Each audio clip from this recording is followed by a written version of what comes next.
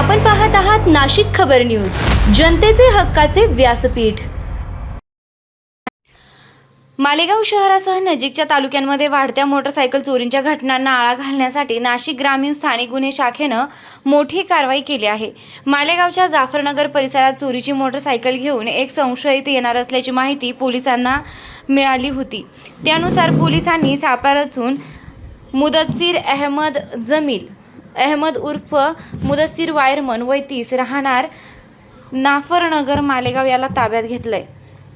त्याच्याकडील Honda कंपनीची shine motorcycle याबाबत चौकशी केली असता त्याने समाधानकारक उत्तरं दिली नाहीत। पोलिसांनी कसून चौकशी केल्यानंतर त्यानं साथीदार मुज्जू फिटर राहणार नूरबाग मालेगाव याच्यासोबत मिळून मोटरसायकल चोरी केल्याची कबुली दिली।